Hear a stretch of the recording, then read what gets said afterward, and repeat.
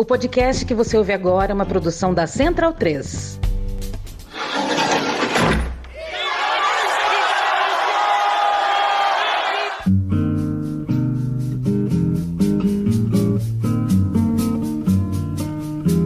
Começa agora a Guilhotina, o podcast do Le Monde Diplomatique Brasil. Eu sou Luiz Brasilino e estou aqui com Bianca Pio. Salve, pessoal, tudo certo? Bom, no episódio de hoje a gente recebe o cientista político Marcelo Fragano Baird. Oi, Marcelo, tudo bem? Oi, Luiz, tudo bom e você?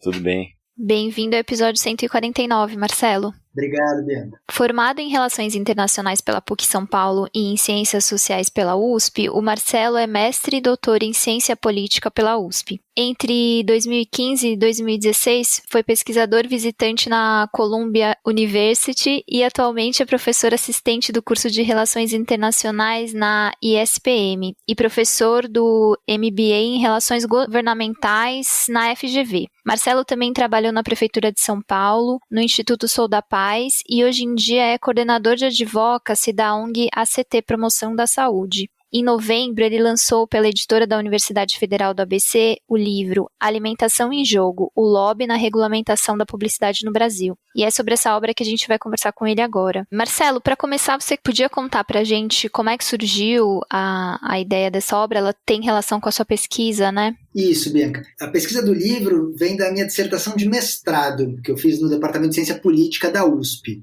Então é uma pesquisa que já tem, na verdade, está completando quase 10 anos aí. E aí agora eu atualizei a pesquisa, porque eu estudei, na verdade, um processo de lobby ali em torno da tentativa da Anvisa de regular a publicidade de alimentos não saudáveis no Brasil. E esse processo aconteceu ali em meados dos anos 2000. Então, logo que ele terminou esse processo, eu comecei essa pesquisa. E ela tinha deixado ela ali parada. Mas aí, como esse tema da alimentação e da regulação dos alimentos ultraprocessados vem ganhando cada vez mais força, assim como também o interesse das pessoas pelo lobby, por estudar, por entender o que é lobby, como funciona, eu resolvi resgatar esse trabalho, essa pesquisa, atualizar e publicar como um livro agora. Marcelo, falando aí um pouco sobre o tema da sua pesquisa, a Anvisa, a gente sempre ouve aí falar dela quando ela libera medicamento, agrotóxico, e agora aqui na pandemia teve um momento aí chave, que ela ficou bem no centro das atenções, que foi na liberação da vacina da Coronavac, Eu lembrei até preparando aqui que teve uma reunião da Anvisa que foi transmitida ao vivo durante 5 horas, então passava na TV, as pessoas ficaram assistindo, e logo depois dela, no período da tarde, foi a primeira pessoa vacinada aqui em São Paulo, Será que você podia explicar quais são as atribuições da Anvisa e como é que é o seu funcionamento? Olha, a Anvisa é a Agência Nacional de Vigilância Sanitária, Primeiro é importante resgatar até o histórico da formação dela, A Anvisa nasce em 99, é a primeira agência reguladora da área de saúde, e nasceu ali num contexto de um caos sanitário no país, num caos de falta de regulamentação em diversos setores. A gente tinha ali medicamentos que não eram supervisionados, a gente tinha a época também do escândalo das pílulas de farinha, as mulheres engravidavam, que estavam tomando uma pílula que, enfim, não tinha nenhum efeito. Então, assim, havia um caos de fiscalização no Brasil em diversas áreas relacionadas à saúde. Apesar de já existir uma Secretaria de Vigilância Sanitária dentro do Ministério da Saúde, mas ela claramente não estava dando conta desse papel. É justamente nesse contexto, na época que o ministro da Saúde era o José Serra, em que se teve a ideia de criar uma agência reguladora para tentar alavancar o desempenho dela, para melhorar, aperfeiçoar a capacidade do governo federal de fiscalizar todos os produtos e serviços relacionados à saúde no Brasil. E esse é o objetivo da Anvisa. A Anvisa é, de longe, a maior e mais importante agência reguladora brasileira.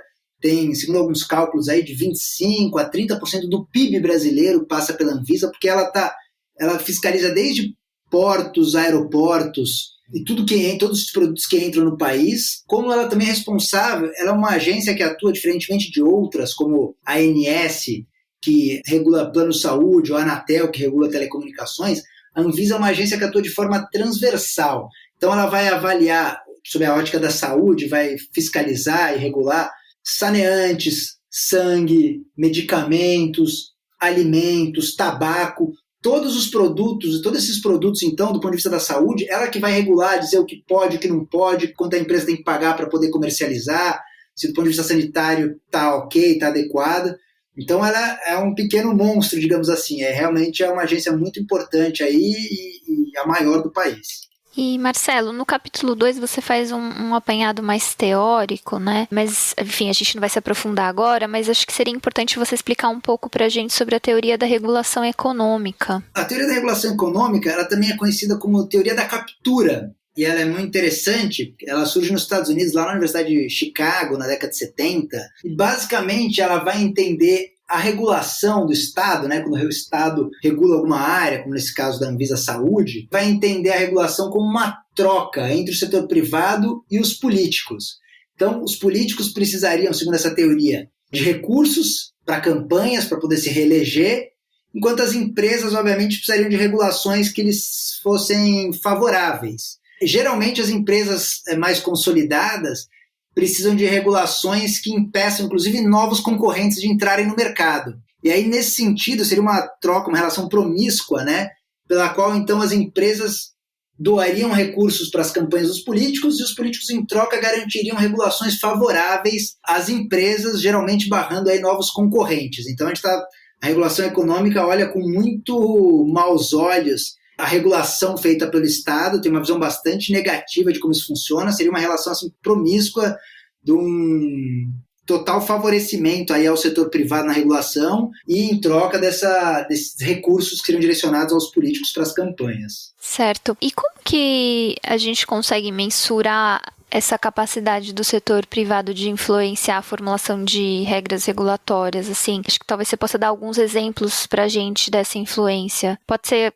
aqui no Brasil ou fora, enfim, só para ilustrar. Você tocou num ponto crucial e muito difícil, né? Na verdade, esse é o grande desafio de todo mundo que estuda lobby, que é o meu caso, né? Como é que você mensura a influência, ou como é que você diz que tal medida do governo beneficiou um certo setor, foi por causa da atuação daquele setor, né? Isso realmente é um desafio muito grande e não tem um jeito único e correto e definitivo de se fazer isso, mas a gente, como pesquisador, vai tentando tatear e se aproximar, né? Então, uma forma de fazer isso, por exemplo, é olhar financiamento de campanha. Esse é um jeito, obviamente, eu ia dizer mais claro, né? Mas isso dependendo das regras de transparência, né?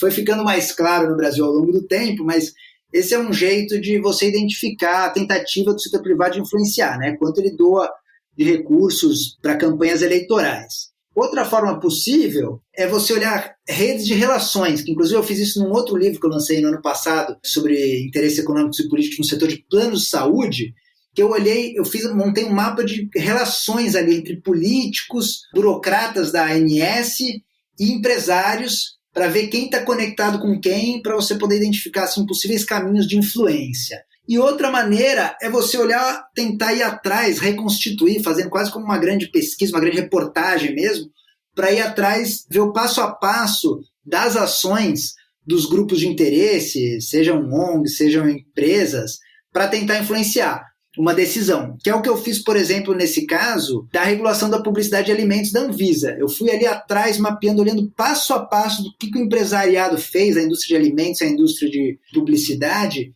o que elas fizeram, quais foram as ações políticas para tentar barrar essa regulação da Anvisa, né, que elas eram contra, obviamente. Então esse é um outro jeito de você poder tentar aí identificar, mensurar. Agora sim, depois que você escolhe um desses métodos, ou vários desses métodos, aí em cada caso você vai tentando ver o quanto de influência que existe, né? Então aí também, claro, tem outros fatores, tem governos, por exemplo, que são mais permeáveis, mais favoráveis à influência privada. Então você pega um caso que ficou bem, para te dar um exemplo para a gente começar, né? Um caso que ficou bem emblemático, diria assim, durante a pandemia, que mostra a permeabilidade desse governo para a influência empresarial.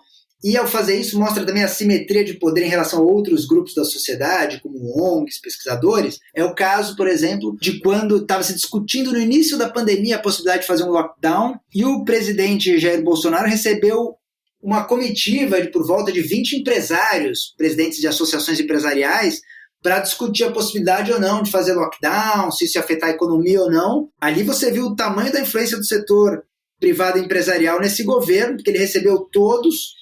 No momento em que o Congresso estava fechado, a sociedade civil como um todo. Esse governo, por exemplo, o Poder Executivo, também não recebe muito a sociedade civil. Ele recebeu ali dezenas de empresários e ainda depois levou esses empresários até o Supremo Tribunal Federal para conversar com o presidente, à época, o ministro Dias Toffoli. Então ali você vê claramente um caso de influência muito forte. Certo. E, bom, você tem todo esse espaço de influência do empresariado, e você explicou, né, que a teoria da regulação ela fala um pouco dessa promiscuidade mesmo que existe entre o Estado e as empresas. Por outro lado, também existem alguns espaços para a sociedade civil participar e tentar influenciar nas diversas regulações, assim, diversos tipos de regulação. Acho que seria interessante você trazer esse exemplo, né? Eu acho que, de alguma maneira, esse governo acabou com alguns deles, né? Sim, você tem toda a razão. Existem espaços, sim, a sociedade civil, geralmente as pessoas, primeiro, quando se fala em lobby, né, as pessoas veem com maus olhos, tornou-se um termo maldito, pejorativo, depois a gente pode até explorar mais isso, mas lobby é uma ação política, né, de pressão em defesa de alguns interesses. Pode ser feito pelos empresários, mas também pode ser feito por outros grupos da sociedade, como sindicatos ou ONGs. O que eu pude identificar nessa pesquisa, né, e também acompanhando, fazendo essa atuação que as ONGs costumam chamar de advocacy, eu trabalho com isso também, o que eu percebo? Que ao longo do tempo foi incrementando a participação social. Então, grupos como ONGs, movimentos sociais, sindicatos, têm investido cada vez mais nessa ação política de ir lá, de pressionar o Congresso, o Executivo, coisa que a gente não via antes. No começo, quando eu estudei essa regulação da Anvisa, no início dos anos 2000, você percebe que o empresariado estava lá atuando em todos os espaços. Ia no Legislativo, dentro do Executivo, ia no Ministério da Saúde, na Casa Civil, ia na própria Anvisa, ia na Advocacia Geral da União, que foi um caso super diferente. E a sociedade civil, as ONGs que defendiam a tentativa regulatória da Anvisa, pelo contrário, eles assinavam cartas de mobilização, faziam abaixo-assinado, davam contribuições por escrito à Anvisa, mas não tinha uma atuação tão forte de pressão junto ao poder público, né? E eu vejo isso mudando ao longo do tempo, sabe? Aquelas mesmas ONGs que atuaram nessa pesquisa aí no início dos anos 2000, eu acompanho elas até hoje. Nossa, hoje elas conseguem muito mais financiamento, têm equipes maiores, conseguem atuar com equipes, inclusive em Brasília, para fazer lobby lá junto ao Congresso. Então, assim, as ONGs no Brasil passaram por um grande processo de amadurecimento e aperfeiçoamento da sua capacidade de fazer advocacy, de atuar junto ao governo em defesa de algumas políticas públicas. Então, esse foi um processo muito positivo que aconteceu aí nas últimas duas décadas no Brasil. Agora, por outro lado, como você comentou, Bianca, esse governo ele tenta cercear ao máximo a participação da sociedade civil, porque se por um lado você teve esse incremento na participação, na atuação junto ao legislativo, executivo, tem mais recursos e mais equipe para atuar, inclusive para fazer lobby. Outra forma bastante importante de participação da sociedade civil eram os espaços formais de participação social. Então eram conselhos consultivos, vários tipos de colegiados, que tinham no âmbito de diversos ministérios. E eles foram sendo fechados ao longo desse governo. No caso aqui da pesquisa, né, que tem a ver com a pesquisa, que é sobre o tema de alimentação, o CONSEA, que é o Conselho Nacional de Segurança Alimentar e Nutricional, que é um órgão super importante para garantir o direito humano à alimentação adequada e saudável no Brasil, foi fechado no primeiro dia, por decreto, no primeiro dia de governo Bolsonaro. Então, esses espaços que eram muito importantes para dar vazão a uma série de pleitos da sociedade civil, esses foram fechados. Então a sociedade vem tentando contornar de outras maneiras para se fazer ouvir, tanto junto ao executivo como ao legislativo. Marcelo, o lobby no Brasil não é regulamentado, né? E aí, como você disse, talvez por isso seja muito mal visto, né? Você acha que isso é uma visão equivocada? Sim e não. Eu diria assim, o lobby ele não é regulamentado no Brasil, embora, obviamente, as pessoas às vezes confundem, né? Acham que por isso ele não é legal no Brasil, não é legalizado ou algo assim. Mas não, a Constituição garante a livre expressão, manifestação e o direito de você peticionar junto ao governo, ou seja, de você levar suas demandas. E lobby basicamente é isso. Então, assim, o lobby ele é legal, é uma garantia constitucional você poder fazer lobby nessa definição que eu dei antes, né? Que é a defesa de interesses junto a um órgão público. Então o lobby é legal. O que ele não é, como você trouxe, Luiz, é regulamentado, ou seja, não tem regras estabelecidas sobre como se dá o lobby. Então, para dar um exemplo, nos Estados Unidos, quando você faz lobby, você primeiro você é uma organização que vai fazer lobby. Então você precisa se cadastrar junto àquele órgão público, dizer quem você é, quem você representa, quais atividades de lobby você vai fazer, quanto você gasta para fazer isso, e até mesmo no caso norte-americano, a definição também de punições para caso você não cumpra essas regulamentações. Então, assim, isso não existe no Brasil, essa regulamentação. ela chegou muito próxima até de ser votada ali no governo Temer, chegou aí para votação no plenário da Câmara, mas depois está travado desde então. E eu acho que uma regulamentação do lobby poderia até ajudar a garantir um pouco mais de transparência nas relações público-privadas. Agora, isso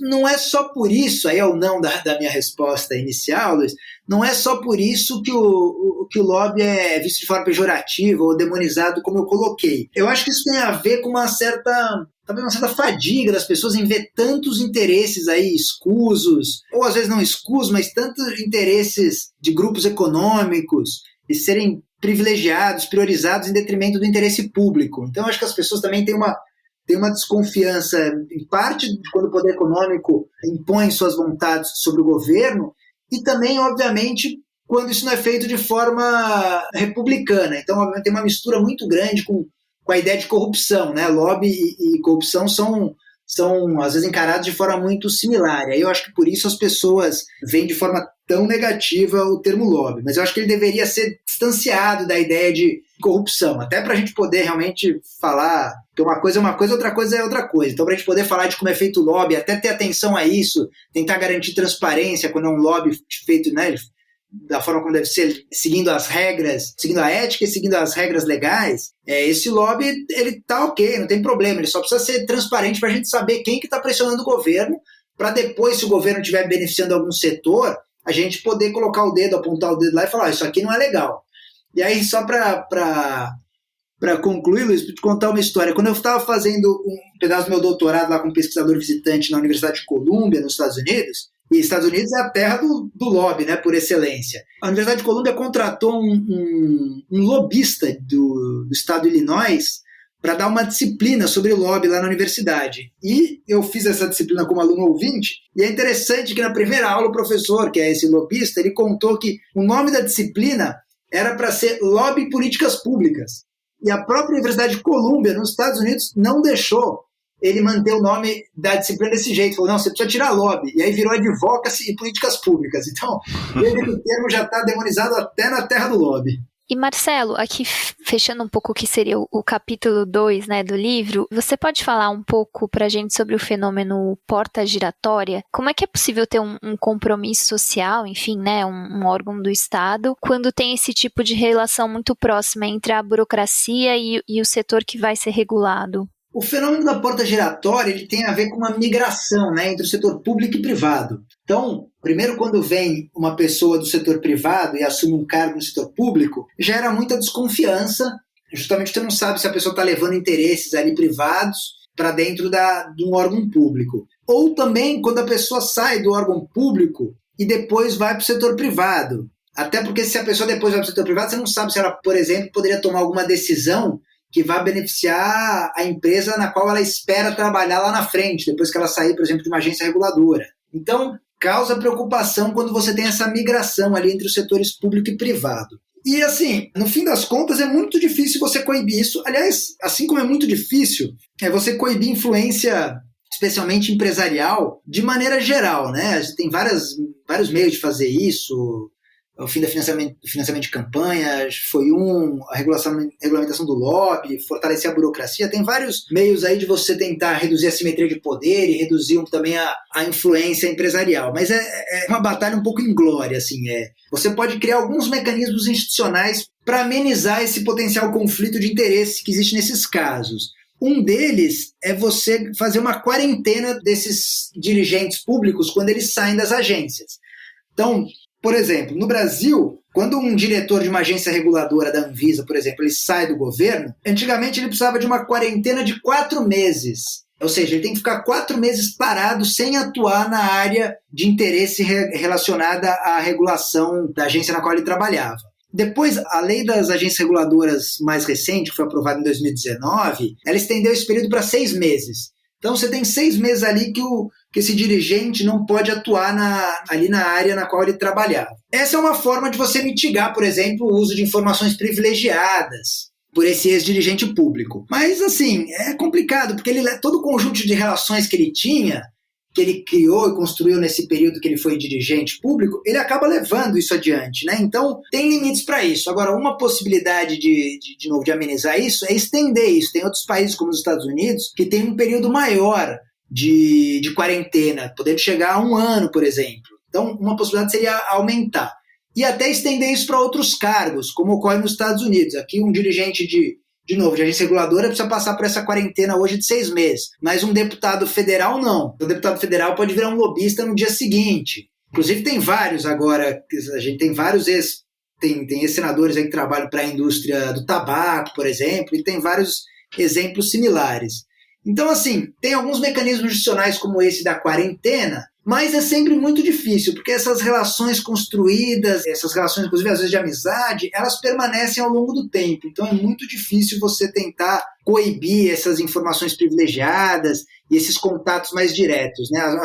Essas pessoas que circulam e transitam na cúpula do poder aí, público e privado, elas sempre vão ter ali uma relação cultivada com pessoas nos dois lados do balcão e, obviamente, isso garante influência e poder a elas, podendo colocar em risco o interesse público. Marcelo, agora juntando aí esses dois assuntos, né, os grupos de interesse, o lobby, com as agências reguladoras, como é que se dá essa relação? Ela é mais próxima, a relação dos grupos de interesse é mais próxima com as agências reguladoras do que é com outras instâncias do governo? Não, eu diria que essas relações, elas são, os grupos empresariais, elas são quase que, especialmente os grandes grupos empresariais, elas são onipresentes, digamos assim, estão em todos os lugares do setor público. Então, até tento mostrar isso no livro, o setor privado, empresarial, ligado à indústria tanto de alimentos quanto de publicidade, atuou de forma intensa em todos os espaços de participação possível. Então, essa é até uma máxima de quem faz lobby, quem faz relações governamentais, é buscar ocupar todos os espaços, até porque em política não existe vácuo de poder, né? Então, se tem algum espacinho que você pode ocupar, isso é benéfico, você vai colocar o seu ponto de vista, vai poder tentar influenciar, jogar suas ideias de alguma forma. Então, nesse caso que eu estudei aí do setor produtivo tentando barrar a regulação da Anvisa, você nota que eles participam desde o início, lá em 2005, de grupos de trabalho da Anvisa. Depois a Anvisa abre uma consulta pública em 2006, eles participam mandando suas contribuições por escrito. Depois a Anvisa faz audiência pública, alguns anos depois eles estão lá em Brasília participando, e eles também tinham assento num conselho consultivo da Anvisa, que era um conselho perene ali, né, institucionalizado dentro da Anvisa. Então, assim, a presença junto às agências reguladoras é constante. Mas eles também atuam muito fortemente em outros órgãos. Então, tanto os ministérios, né, nesse caso, de novo, teve um lobby muito forte junto ao Ministério da Saúde para tentar ver se o Ministério segurava um pouco a Anvisa, né, que a Anvisa está ligada ao Ministério da Saúde. Mas eles também foram à Casa Civil, à Advocacia Geral da União, atuaram junto ao Congresso e depois foram fazer lobby no Judiciário. Então, veja, a atuação empresarial é forte em todas as arenas do setor público. A única coisa é que realmente no caso das agências, em alguns casos, alguns setores podem ter um assento em algum conselho. E isso pode não se dar, por exemplo, em algum outro ministério. Então, nesse caso, eles podem ter uma atuação mais próxima, assim. Mas o acompanhamento, assim, é sistemático em todos os órgãos. Marcelo, e agora entrando no caso específico, né, que você analisa no livro, será que você podia apresentar aí, resumidamente, como é que foi essa disputa entre aí, se dá para colocar nesses termos, se estiver errado, você me corrige, essa disputa entre a Anvisa e os grupos de interesse empresariais contrários à regulação da publicidade dos alimentos? Dá para colocar assim. Então, a Anvisa, em 2005, ela identificou um grave problema de saúde no Brasil, e que é um problema que, na verdade, é global, que é o problema da obesidade, principalmente, e, de maneira mais geral, das doenças crônicas não transmissíveis, estava crescendo de forma alarmante. E aí existe uma série de recomendações feitas por órgãos internacionais, como a OMS, e por especialistas também, de como tratar desse tema. E tem várias regulações possíveis, que inclusive seguem um pouco o caso do tabaco. Marcelo, desculpa só te interromper. As doenças crônicas não transmissíveis, são aquelas doenças que todo mundo tem, né? Quase. Um colesterol alto, diabetes. Doença cardiovascular, câncer, né? Câncer, exato. Basicamente, elas são responsáveis aí por, hoje, no Brasil e no mundo, pela morte de 75% das pessoas. A gente publicou um texto da ACT no site. A gente vai colocar o link para quem estiver ouvindo para saber mais sobre esse caso especificamente, cruzando com a pandemia. Ah, bacana, legal. É até estranho a gente falar isso hoje, no meio de uma pandemia, né, em que um vírus, que na verdade você tem doenças transmissíveis como o vírus, e tem essas doenças crônicas não transmissíveis, que elas são de cuidado contínuo, vão se agravando ao longo do tempo, como essas que você mencionou, Luiz. Mas até antes da pandemia, elas eram responsáveis, como eu falei, por 75% das mortes, tanto no Brasil como no mundo. Então elas são assim, o maior problema de saúde pública. E ao identificar isso, a Anvisa resolveu tomar uma medida. E geralmente as medidas recomendadas são algumas daquelas, por exemplo, que o Brasil adotou para lidar com o tabaco. São 4 principais. Ou você aumenta preço, aumenta tributo para aumentar preço, desestimular o consumo. Ou você restringe os ambientes. Então, no caso do cigarro, são os ambientes livres de fumo. No caso da alimentação, por exemplo, é proibir a venda de alimentos ultraprocessados em escolas. A terceira possibilidade é você dar informação. Então, no caso do tabaco, é você colocar aquelas advertências nos maços. No caso da alimentação, é você colocar um alerta no rótulo de produtos que façam mal, de alimentos que façam mal à saúde. E o quarto pilar é você restringir a publicidade. No caso do tabaco, ela foi proibida completamente no Brasil. E aí, o que a Anvisa tentou fazer? Avançar esse pilar. Tentou restringir a publicidade de alimentos não saudáveis, que eram alimentos com altas quantidades de sal, de açúcar, de gordura. Então ela tentou fazer isso, tomar essa medida, e aí obviamente recebeu um lobby muito grande da indústria de alimentos e da indústria de publicidade, que eram contrárias à norma. Eles fizeram várias ações, assim, que estão em todos os manuais de lobby do mundo, então atuaram em coalizão, contrataram pareceres jurídicos contrários, participaram ativamente na consulta pública da Anvisa, enviando textos ultra sofisticados, pareceres jurídicos, mas também notas técnicas de nutricionistas do mundo todo, tentando desqualificar a regulação tentada ali pela Anvisa. Eles chegaram a tomar algumas medidas preventivas, por exemplo, mudando o Código de Autorregulamentação Publicitária no Brasil, que é administrado pelo CONAR, que é o Conselho Nacional de Autorregulamentação Publicitária. Eles tentaram mudar um pouquinho para dizer que não iam fazer tanta propaganda desse tipo de alimento ou direcionado a crianças, enfim. Além do lobby direto ali, obviamente, junto ao Poder Executivo, Legislativo e tal. Enfim, cortando essa história, esse processo foi de 2005 a 2010. Depois de muita pressão, a Anvisa acabou cedendo um pouco, ela tinha uma regulação super abrangente, especialmente para proteger as crianças. Um dos pilares iniciais da proposta da Anvisa, por exemplo, era proibir a veiculação de comerciais para criança das 5 da manhã às 9 da noite na TV ou na rádio. Seria uma medida super forte, né? Essa medida, por exemplo, acabou caindo fora, acabou saindo da proposta final da Anvisa, mas a Anvisa manteve ali uma advertência que teria de vir em qualquer publicidade de alimentos não saudáveis. Então, seja no outdoor, seja na TV, ia ter que ter uma advertência do tipo: este alimento contém altas quantidades de açúcar que, se consumido em excesso, pode causar diabetes. E a Anvisa foi com isso foi com essa versão mais enxuta e mais palatável, digamos assim, da resolução até 2010. E em 2010 publicou essa resolução.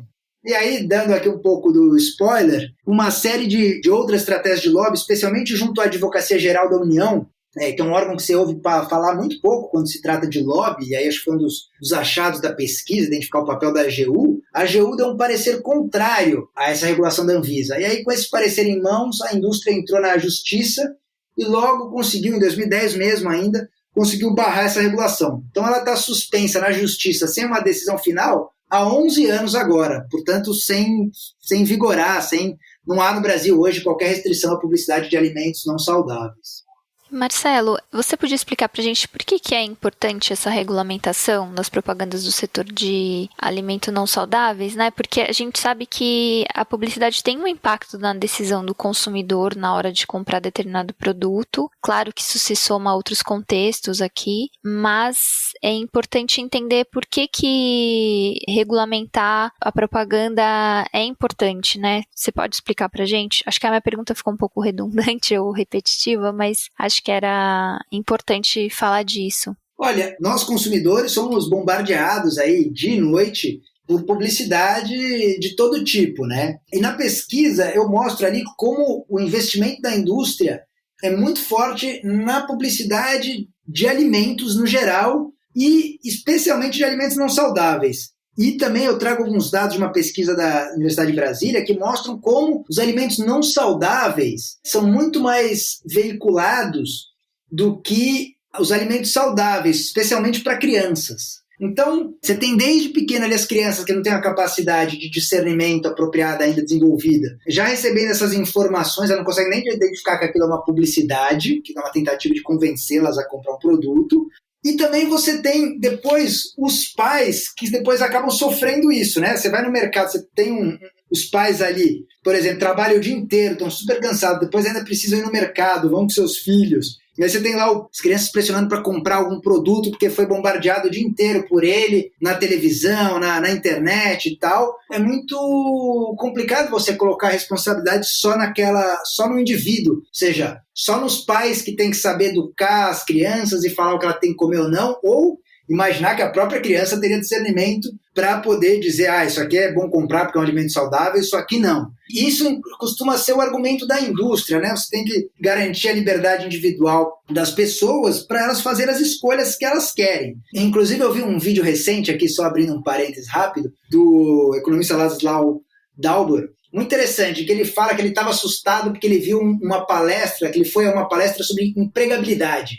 E aí ele dizia, as pessoas já têm uma dificuldade enorme de conseguir renda, de conseguir se sustentar, etc., e elas ainda precisam se tornar empregáveis, seja lá o que isso quer dizer. Ou seja, em vez do Estado ter uma política de geração de renda ou das empresas tentarem ser mais produtivas e garantir a abertura de novas vagas, não, você precisa que o indivíduo seja empregável, seja lá o que isso quer dizer. E aí ele conclui no texto, nesse áudio, vídeo que eu vi. É a mesma coisa com a alimentação. Você vai no supermercado, tem um monte de porcaria, e aí no caso da publicidade, né, que a publicidade fica reforçando para você consumir esse tipo de produto, as empresas colocam essas porcarias, para usar o termo que ele coloca, para vender, e você vai tentar culpar o indivíduo, porque ele tem que saber escolher direito.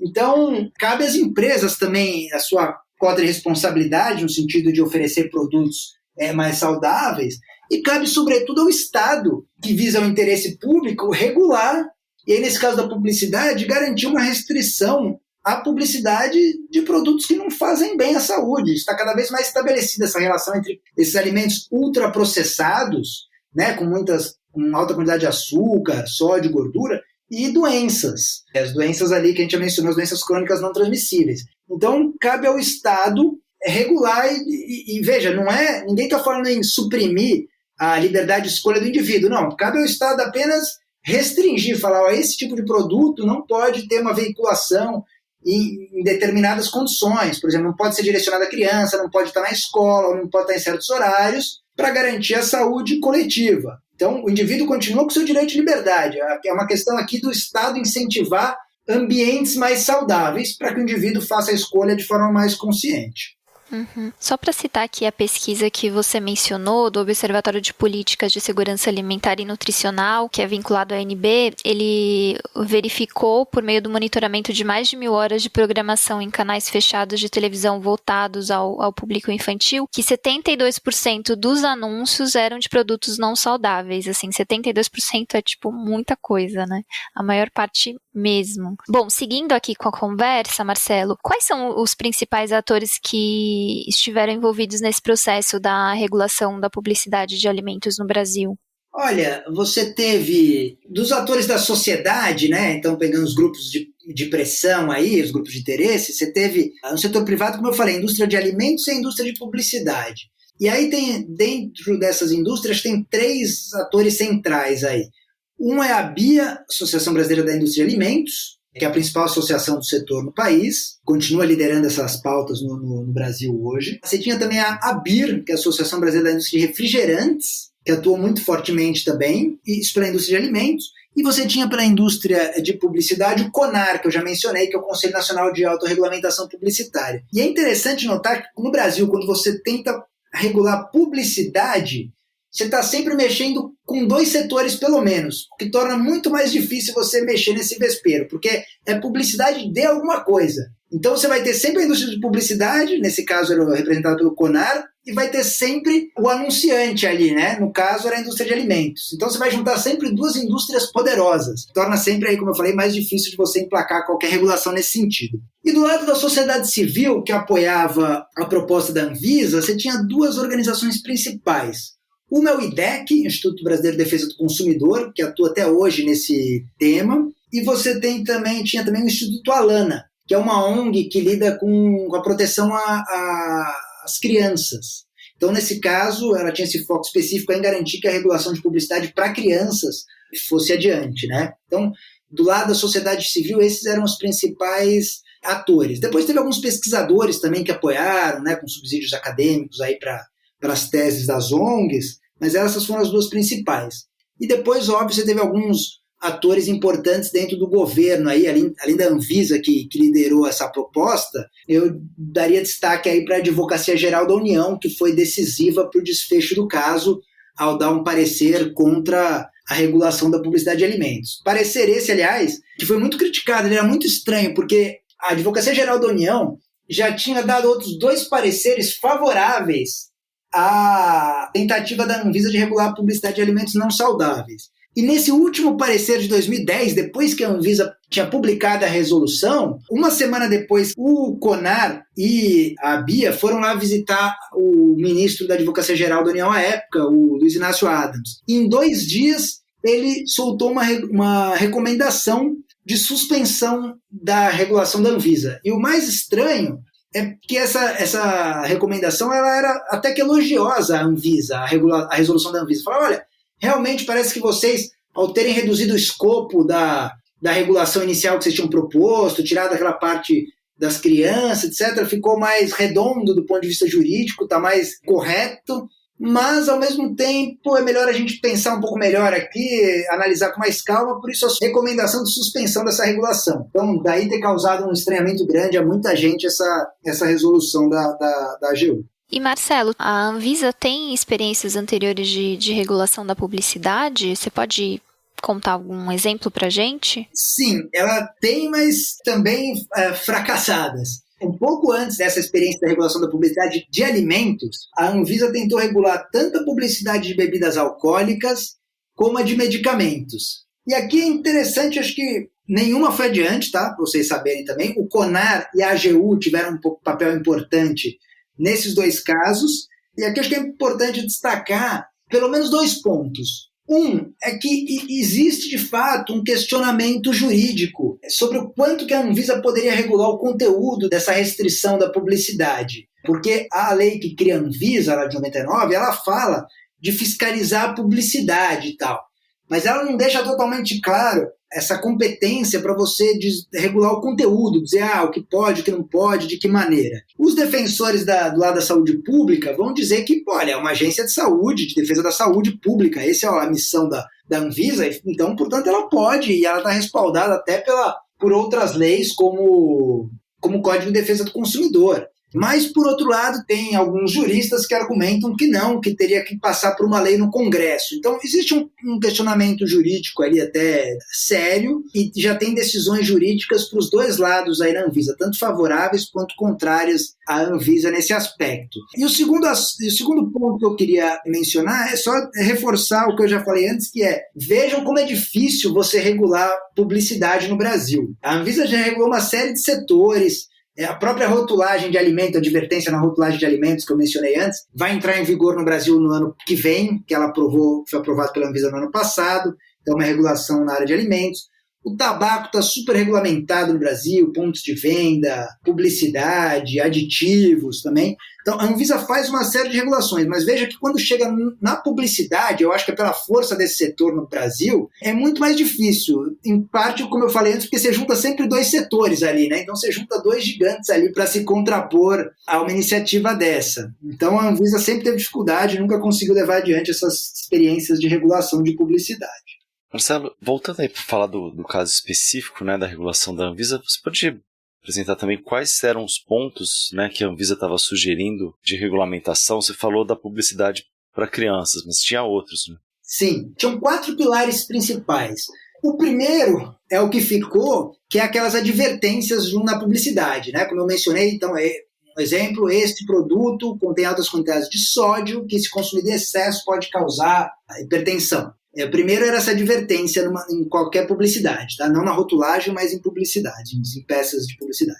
O segundo pilar era não, e esse ficou também na resolução final, em parte dele, o segundo pilar era você não associar esses alimentos ultraprocessados, na época nem se usava o termo ultraprocessados, né? Mas a Anvisa falava em alimentos com altas quantidades de gordura, sódio e açúcar. Não associar esses produtos a um estilo de vida saudável. Então aí a gente já está falando de mexer no conteúdo mesmo da peça publicitária. O terceiro pilar era aquele, talvez o mais restritivo, é de proteção às crianças. Era impedir a publicidade dirigida ao público infantil das 5 da manhã às 9 da noite na televisão e em rádio.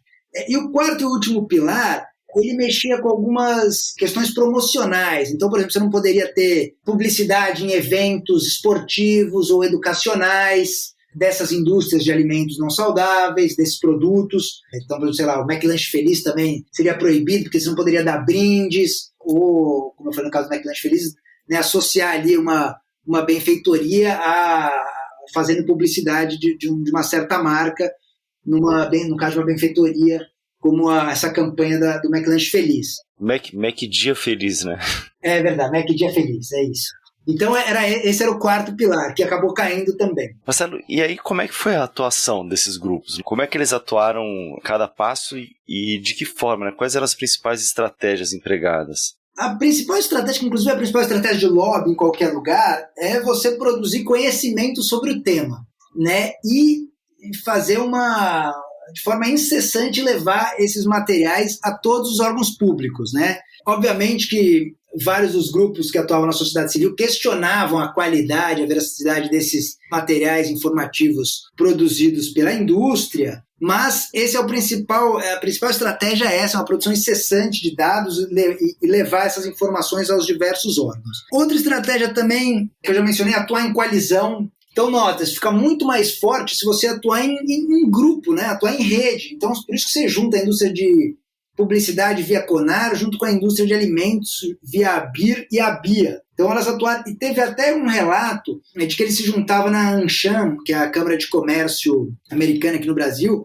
para desenvolver as suas estratégias de forma unificada. E você pode perceber isso até quando a Anvisa abriu o período de consulta pública, no qual as pessoas ou as organizações poderiam enviar suas sugestões para a proposta da Anvisa, você consegue perceber a atuação unificada. Então, assim, várias pessoas ou organizações ou empresas mandando o mesmo tipo de insumo, o mesmo tipo de material informativo, ou também materiais complementares. Você vê lá uma associação empresarial, por exemplo, manda um parecer jurídico contra a regulação da Anvisa, outra manda um parecer de nutricionistas. Então, tem essa estratégia muito concatenada, é muito interessante de notar. Outro ponto também são as medidas preventivas. Então, quando você vê que a coisa está indo adiante, aí você toma uma medida de autorregulação para dar um recado à sociedade. A gente está fazendo nossa parte. E, ao mesmo tempo, você tenta esvaziar a tentativa da agência. Eu mencionei antes lá que o Conar mudou o seu código lá para 2006, quando a Anvisa lançou a consulta pública. Isso não adiantou, a Anvisa seguiu adiante. E aí, em 2009, já muito próximo aí da Anvisa publicar a versão final do regulamento, aí foi a vez da indústria de alimentos, não mais a de publicidade, mas de fazer o que eles chamaram de um compromisso público, que eles soltaram na mídia, fazendo uma autorrestrição à publicidade de alimentos não saudáveis, pelo menos para crianças, até os 12 anos de idade. Então, essa é uma estratégia que a gente vê também mundo afora. A indústria de tabaco usou muito isso também. Quando começava a apertar ali, eles davam essa medida preventiva ali para tentar mostrar que estava fazendo alguma coisa e, ao mesmo tempo, esvaziar a iniciativa dos órgãos reguladores. Mas, nesse caso, também não surtiu efeito. Mas essa é outra estratégia bem comum. E, por fim, eu destacaria o lobby em todas as esferas, né? Então, na Anvisa, desde sempre, pressionando, mandando documentos, fazendo reuniões. Depois eles tentaram pressionar, apesar da Anvisa ser uma agência independente, eles tentaram pressionar o ministro da Saúde, na época, José Gomes Temporão, mas ele se mostrava neutro na questão ali, ele dava um apoio tácito à Anvisa, mas dizia para o setor privado que não era um tema com o qual ele queria lidar. Então, não conseguiram sucesso junto ao Ministério da Saúde.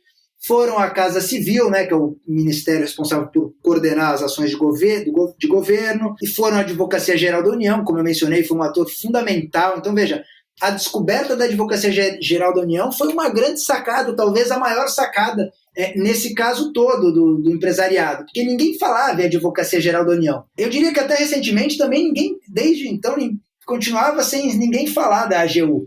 Agora no governo Bolsonaro, lá por causa da atuação em alguns momentos estranhas ali do ministro da AGU, que inclusive foi o atual aprovado para ministro do Supremo Tribunal Federal, André Mendonça, né, foi ministro da AGU ali e atuava mais como um advogado do Bolsonaro muitas vezes. Aí agora a AGU voltou um pouco à tona. Mas é um órgão de aconselhamento jurídico interno do governo. Então, você não vê tanto nem diálogo com a sociedade civil, nem ele aparecer muito em políticas públicas.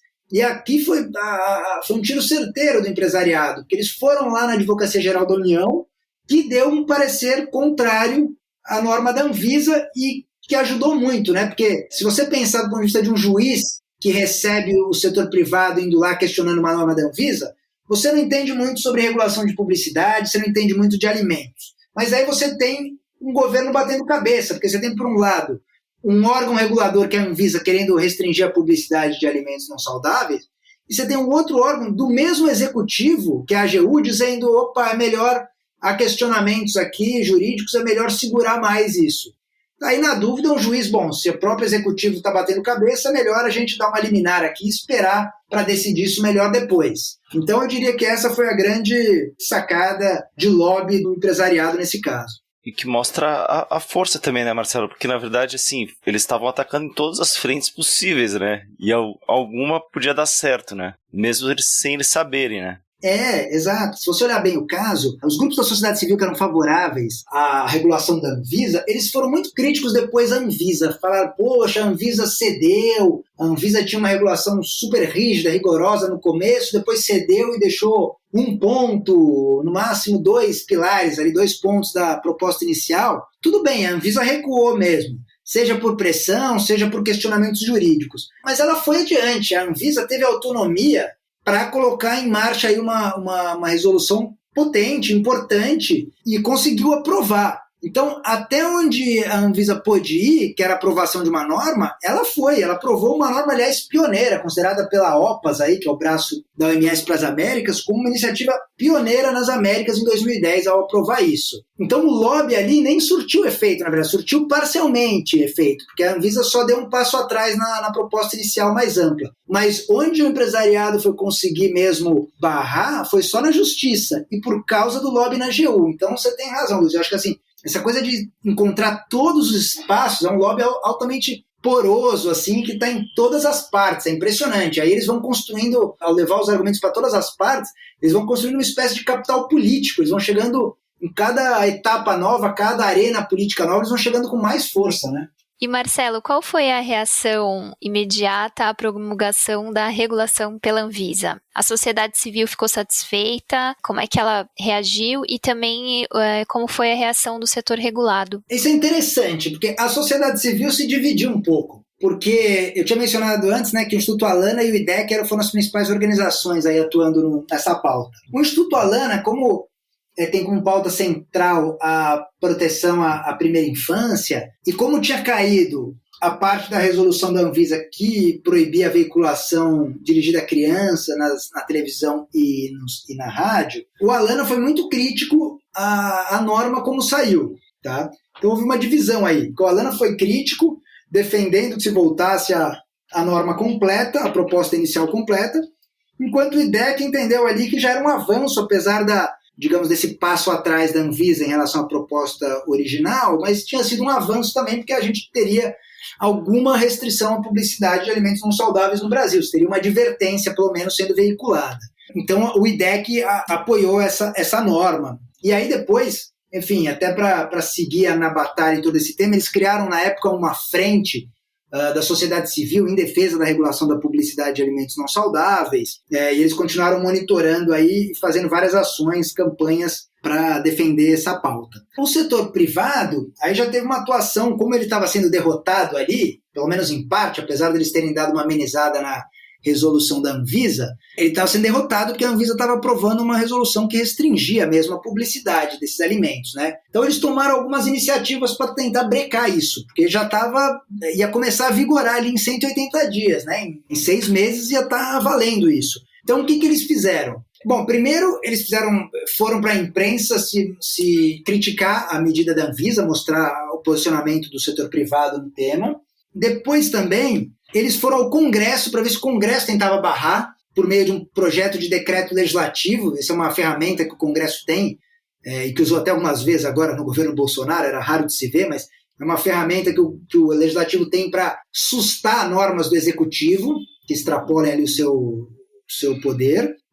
Então eles provocaram 2 deputados, tinha tanto Milton Monte quanto o Henrique Eduardo Alves, foram provocados aí pela indústria para apresentar projetos de decreto legislativo tentando sustar essa norma da Anvisa. Isso não foi adiante, até porque não precisou, porque o terceiro pilar da estratégia do empresariado foi, como eu já falei, a saída à Advocacia Geral da União, e muito rápido, em 2 dias, eles conseguiram esse parecer contrário. E aí, a partir daí, eles barraram na origem, digamos assim, já essa norma que nunca chegou a entrar em vigor no Brasil. A partir daí, eles levaram essa estratégia jurídica para vários lugares, né? Eu estou falando da AGU, mas assim, eles acionaram a AGU deu o parecer que eles queriam, e aí eles se dividiram entre eles, levaram isso para a justiça em vários lugares do país. Então, eu mapeei pelo menos 11 ações na justiça levadas por diferentes associações empresariais. Até a associação ligada a restaurantes também entrou nesse jogo aí. E aí começou a pipocar várias decisões, várias liminares contra essa norma, né? Então, essa estratégia jurídica foi a mais bem sucedida no fim das contas. Marcelo, chama muita atenção, né, o montante aí de recursos que devem ser mobilizados para isso, né? Sim, muito. Você tem 11 ações, né? Eu não sou da área jurídica, nem entendo tanto, mas assim, quando eu fui ler ali alguns processos e um quadro que resume, que eu até trago no meu livro, um quadro que resume ali o status de como está na justiça esses processos, é impressionante, porque você tem 11 ações, mas em cada uma você tem liminares, né? Então são decisões provisórias, sustando a norma aqui ou ali, ou não, ou dando razão à Anvisa e, portanto, não sustando a norma. E aí depois você já tem recurso apresentado no Superior Tribunal de Justiça em Brasília, no STF também, no Supremo Tribunal Federal.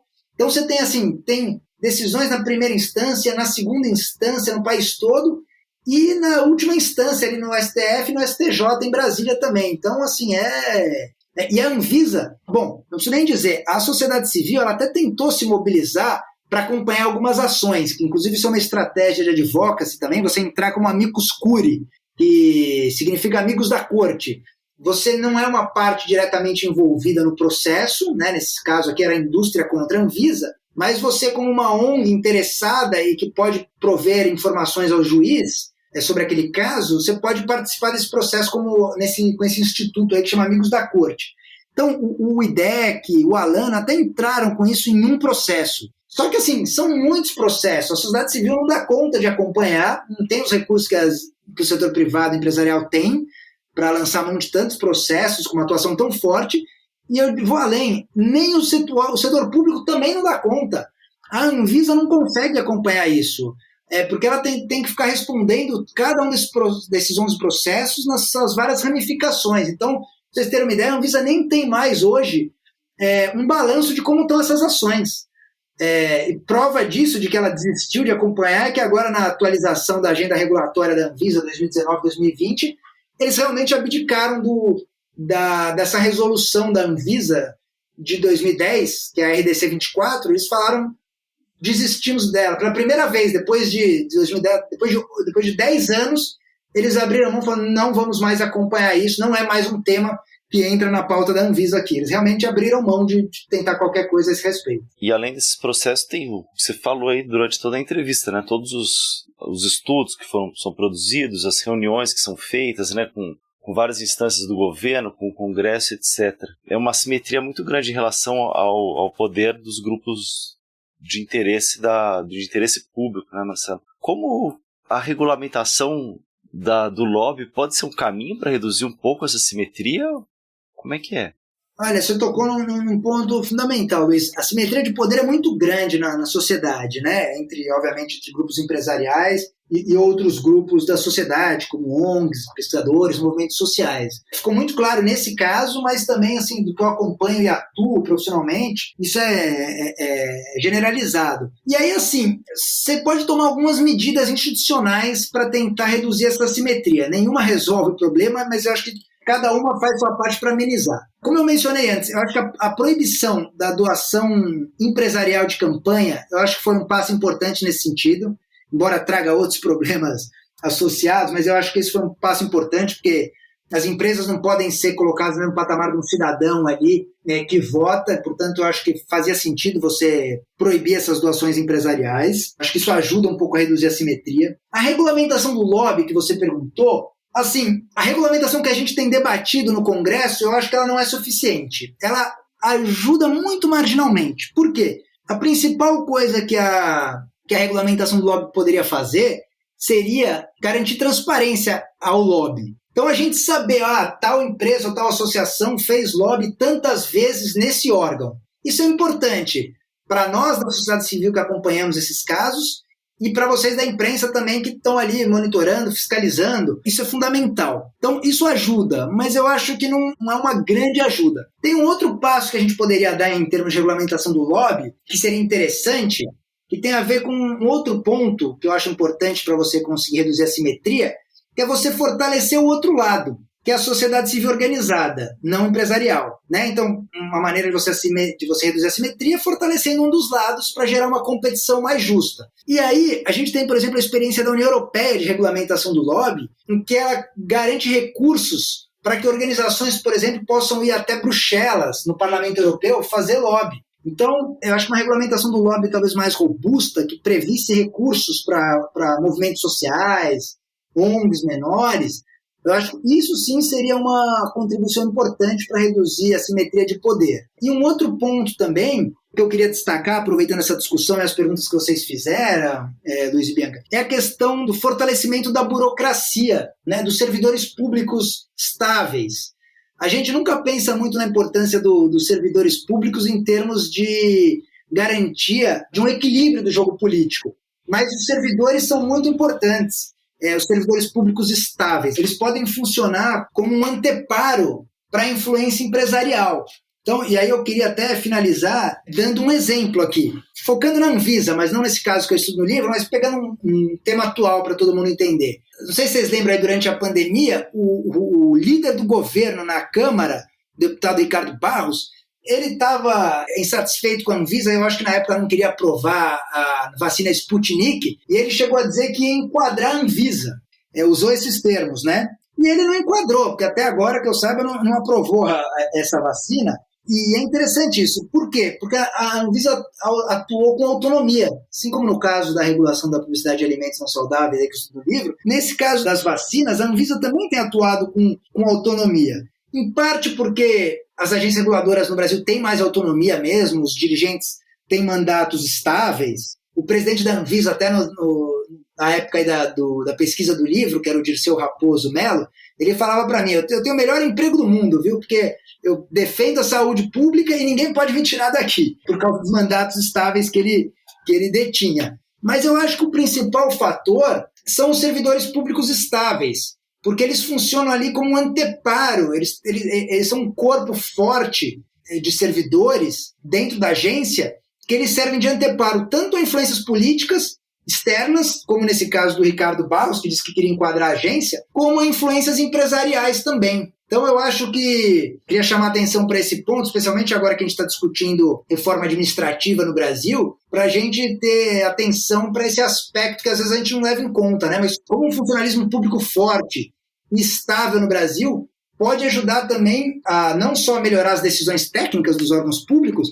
mas também a servir de freio, de contrapeso a influências externas, como o lobby empresarial, reduzindo a assimetria de poder. Marcelo, estamos chegando ao final, mas eu queria ainda te perguntar sobre como é que está a situação da restrição à publicidade de alimentos aqui no Brasil. Com essa judicialização da resolução da Anvisa, esse assunto está parado desde então, mesmo outras iniciativas não avançaram, e aí aproveitando, você acaba citando no livro algumas experiências internacionais, né, nesse sentido de restringir a publicidade. Você acha que isso é uma tendência e tal, e que pode acabar vindo para o Brasil um dia? Olha, sobre a regulação da publicidade de alimentos não saudáveis, ela foi barrada na Justiça em 2010, aguarda a decisão final da Justiça, mas, como eu falei, até a Anvisa abriu mão de tentar qualquer coisa. Então, assim, acho que no momento a gente vai ter dificuldade de... Não houve nenhuma iniciativa posterior e o status hoje é isso, não há qualquer regulação da publicidade de alimentos não saudáveis. Olhando para hoje, eu acho difícil que a gente, né, na conjuntura política que a gente está, que a gente tenha espaço para avançar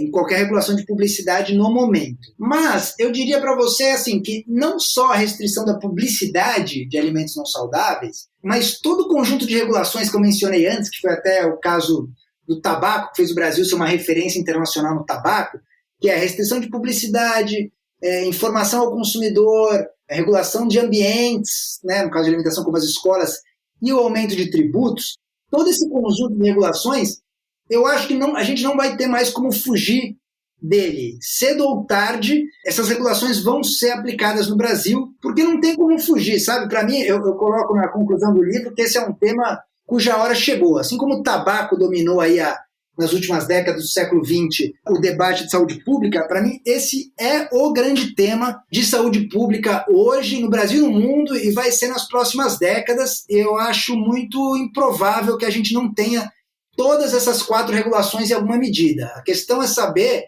o quão rápido que a gente vai conseguir implementar. E eu concluo dizendo que no livro eu até sigo um modelinho ali para tentar entender qual é a chance de um tema entrar na agenda pública, né? Eu digo que tem 2 aspectos centrais, assim. O problema está muito bem caracterizado e a conjuntura política tem que ser favorável. Hoje a gente tem um problema muito bem caracterizado, eu diria, sabe? Quando a Anvisa tentou essa regulação, ela foi absolutamente pioneira, no Brasil e nas Américas, de maneira geral, porque assim, não tinha experiências nos países vizinhos, e o problema, na época nem se falava em alimentos ultraprocessados, que aliás, essa própria expressão foi uma contribuição da ciência brasileira ao mundo. Hoje a gente está bem consolidado o termo ultraprocessados. Hoje está muito claro o problema de saúde pública, você tem crescimento constante da obesidade. A OMS não fala mais nem em diminuir a obesidade no mundo, fala só em brecar. A gente já tem 60% da população com excesso de peso, 25% da população no Brasil está obesa, então a gente está caminhando para um modelo norte-americano, então o problema está dado, as pessoas estão com consciência do papel dos alimentos ultraprocessados. E mais, a gente tem as experiências internacionais, inclusive nos vizinhos aqui, você tem Bolívia, Peru, o Chile, a Argentina aprovou uma lei agora há poucas semanas também de alimentação saudável, super importante, que é uma referência para a região. Então, assim, você tem o problema e as soluções, inclusive das experiências de vizinhos, já na mesa. O que falta é só a conjuntura política adequada. E eu acho, assim, obviamente que a conjuntura política nesse governo Bolsonaro, que não está preocupado com a saúde pública, não vai avançar agora, e óbvio que a gente tem uma grande oposição do empresariado. Mas eu acho que com mudanças de governo e com o fortalecimento e a pressão da sociedade civil, assim, não vai dar muito para fugir mais dessas regulamentações, assim, não deve demorar muito para que elas aconteçam. Perfeito, Marcelo. Muitíssimo obrigado pela entrevista. Muito interessante a análise, né? Tão transdisciplinar, né? De tantas dimensões aí desse assunto. Imagina, eu que agradeço. Foi muito bom falar com vocês. Maravilha, Marcelo, super obrigada. A gente vai deixar o link para quem tiver interesse no livro, também a matéria que eu citei, o artigo da ACT. Esse é o último episódio do ano, então acho que é importante a gente agradecer quem acompanha o nosso trabalho durante esse difícil 2021 e dizer que a gente está aí durante o período de recesso, a gente vai continuar atualizando o feed, então segue a gente na plataforma que você costuma usar para escutar o Guilhotina. E é isso, quiser falar com a gente, nosso e-mail é guilhotina@diplomatic.org.br. Perfeito, Bianca. Não, muito bacana. E a gente, lembrando que o Guilhotina começou em 2018, né, num período de uma expectativa muito negativa pra gente, que foi se confirmando pior do que se imaginava. O famoso só piora. Exato.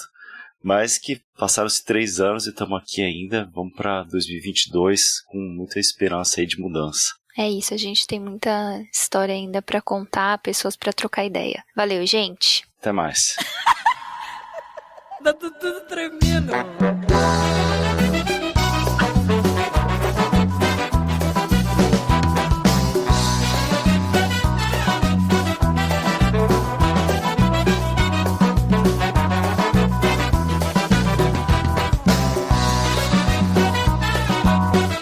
Se você quiser saber o que a jamburana faz, o tremor do jambu é gostoso demais.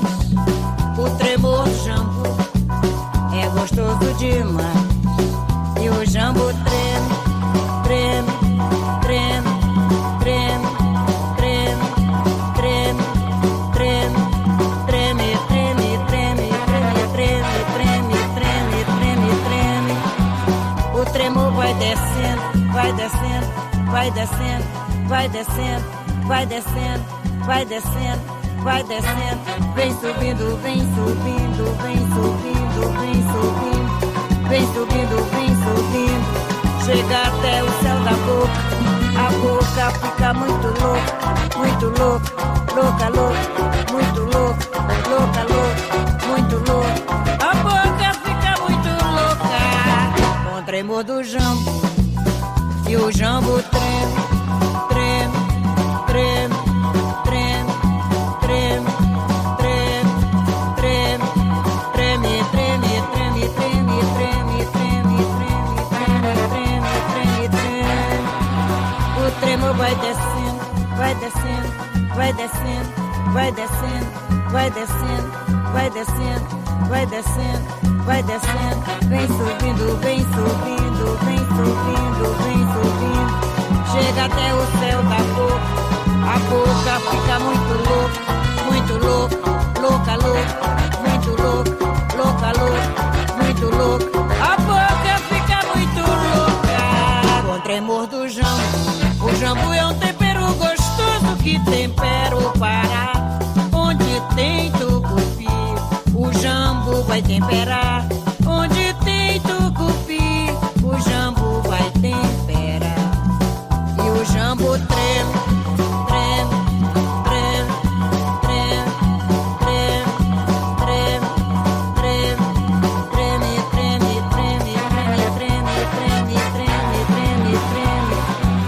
O tremor vai descendo, vai descendo, vai descendo, vai descendo, vai descendo, vai descendo, vai descendo, vai descendo, vem subindo, vem subindo, vem subindo, vem subindo, vem subindo, vem subindo, vem subindo, chega até o céu da boca, a boca fica muito louca, louca, louca, muito louca, louca, louca, muito louca, a boca fica muito louca, com o tremor do jambu, o pato no tucupi, tem jambu, tem jambu, o famoso tacacá, tem jambu, tem jambu, o arroz paraense, tem jambu, tem jambu, caldeirada no Pará, tem jambu, tem jambu, o vatapá e o caruru, a gente enfeita com jambu, o pato no tucupi, tem jambu, tem jambu,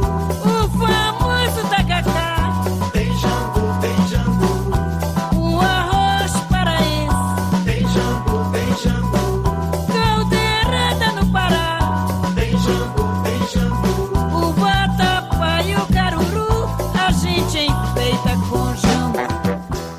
O Guilhotina é um podcast do Le Monde Diplomatique Brasil. O roteiro, a produção e a apresentação é de Bianca Pio e Luiz Brasilino. Edição de Domênica Mendes. Apoio técnico Central 3. Tremor de jambu é só com a gente aqui.